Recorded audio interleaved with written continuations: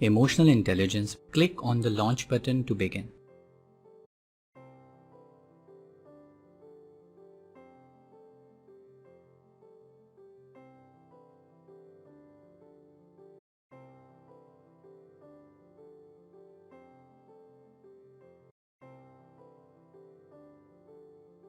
Emotional intelligence skill helps you identify your emotions and manage your responses.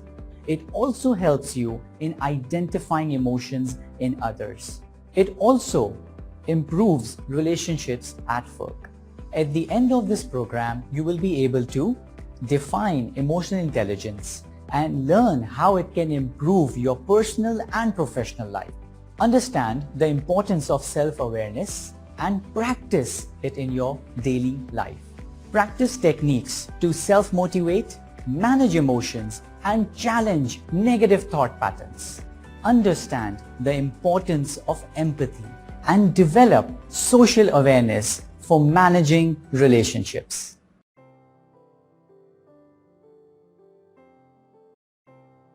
Before we begin, what do you think emotional intelligence is?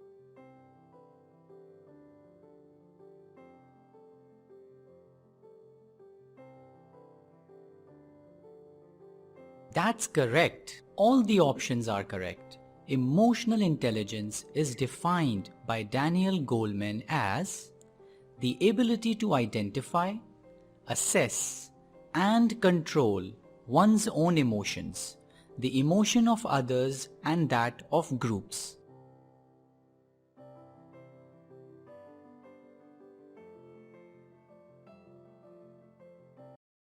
Components of emotional intelligence.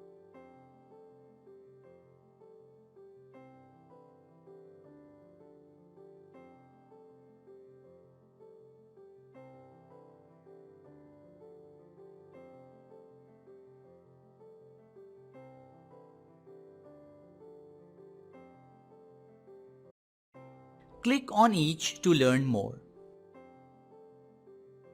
Intrapersonal. Everything is about you and your relationship with yourself. Self-awareness. It's about recognizing and understanding your emotions and thoughts as you experience them and knowing who you truly are in terms of values, strengths, and weaknesses. Motivation. It's the ability to remain energized and working passionately towards achieving one's goals. Self-management.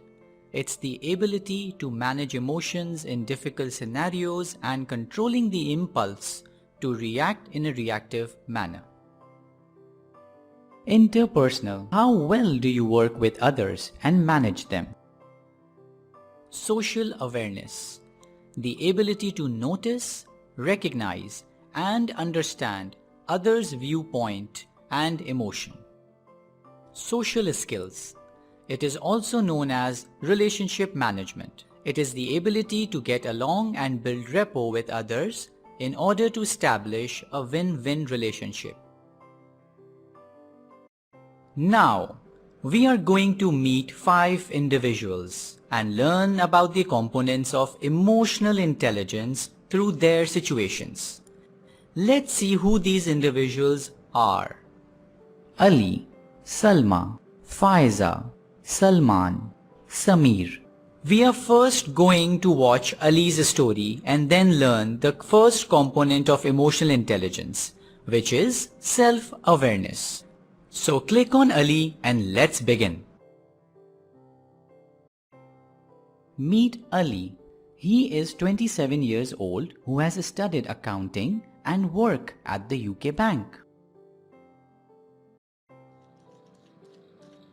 When will the weekend come? It's just Tuesday and I'm already exhausted.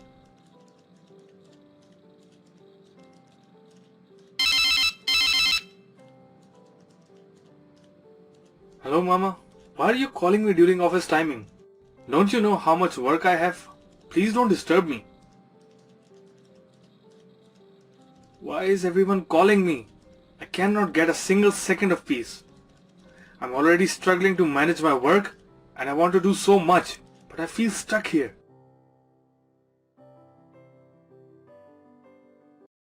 Based on the scenario, can you highlight the problem in Ali's story?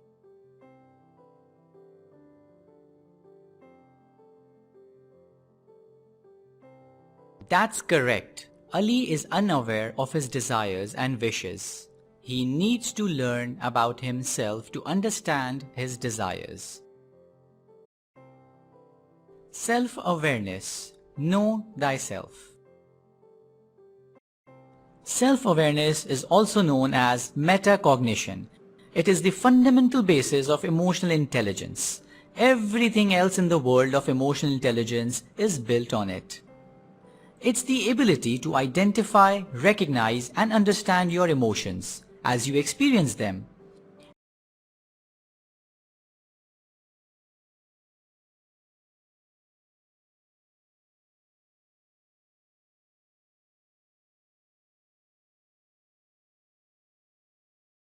Decision Making and Judgment, Module 2. Click on the Launch button to begin.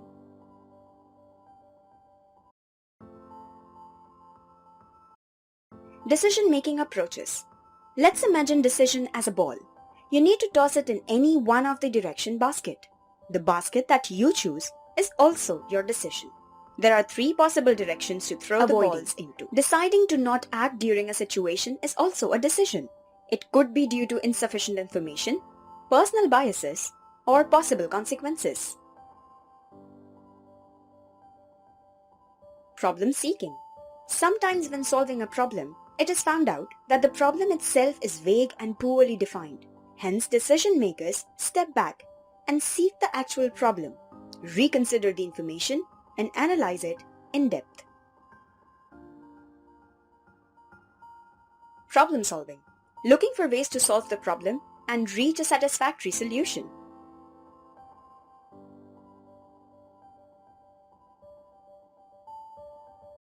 Let's move on to the models that comes handy when making a non-programmed decision. Decision-making models.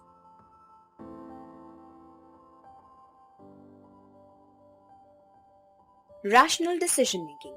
Let's follow an 8-step process to come to a decision. According to this model, we first identify the problem clearly, collect information to establish the criteria for the decision and weigh it. Once done, let's move on to alternatives, which could be the most challenging step in the process. Later, evaluate the options and choose one of them. Implement that decision and evaluate the outcomes in the end. If needed, go through the whole process again. Bounded rationality. Bounded rationality shares the view that decision-making is a fully rational process.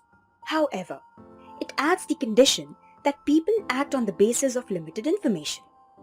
Because decision makers lack the ability and resources to arrive at the solution, they invest their rationality to limited options and information to come up to a solution. Intuitive decision making. It refers to arriving at decisions without conscious reasoning. Oftentimes, decisions are made under challenging circumstances. Decision makers often have no time to think rationally. This model suggests that, in a given situation, experts making decisions scan the environment for cues to recognize patterns. Once a pattern is recognized, they can play a potential course of action through its outcome based on their prior experience and act accordingly. Creative decision making. It is a 5-steps model, starting from identifying the problem, which leads to immersion, where decision maker gathers the information needed. Then during the incubation step, the individual must take a break from thinking about the problem and let the brain work on it unconsciously. One is hit with an illumination or insight during that phase, also called a eureka. Finally, during the verification stage, a decision maker consciously verifies the feasibility of the solution and implements the decision. All of the discussed models require decision maker to identify a problem clearly. If you do not recognize that you have a problem, it is impossible to solve it. Let's summarize through an activity. Read the statements below and drag and drop them on the model they match to.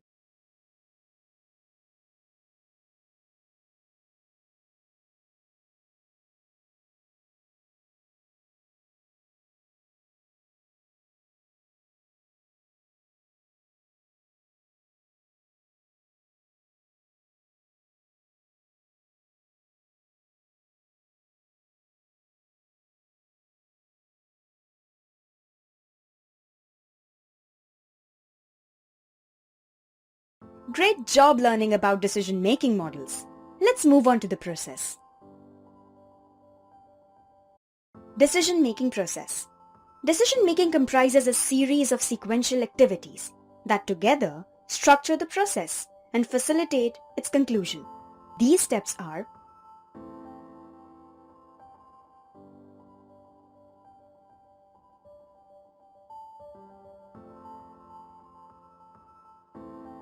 establishing objectives,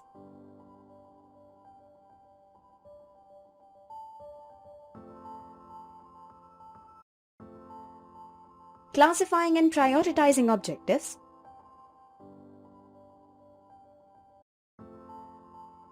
developing selection criteria,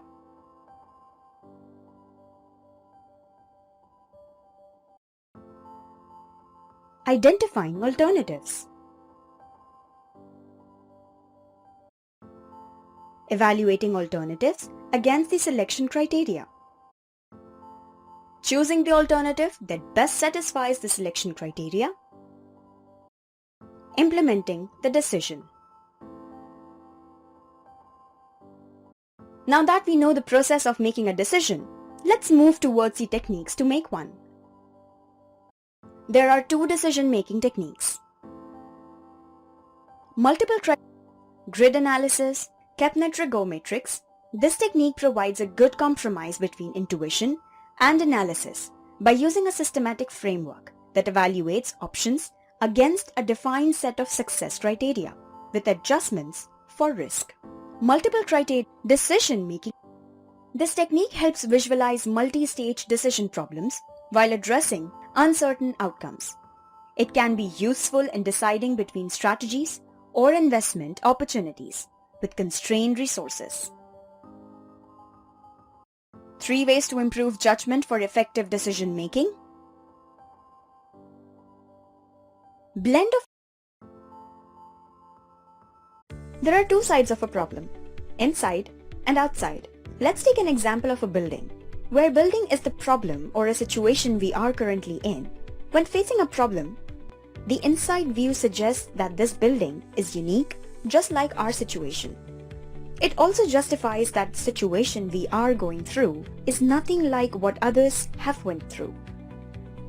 Hence, the problems of this building are unique. On the other hand, outside view suggests that this building or the problem is not unique, as the city is filled with buildings like this. Likewise, a lot of people must be having or have had similar problem like the one you are facing. Therefore, a solution must exist for the current problem. The outside view is smarter as it helps eliminate emotions and make rational decisions.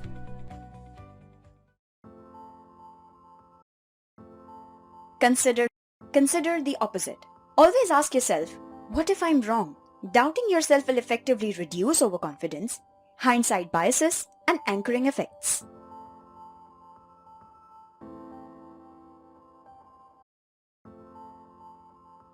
Group decision making. Have you ever come across a situation where you had to decide something but were confused? Group thinking in decision making plays a vital role in such situations. It's simple. The best judgments are a result of combining the judgment of each individual member of a group. When groups reach a conclusion through deliberation, the quality of the conclusion is often far from impressive. So always ask for people's opinions when making a decision.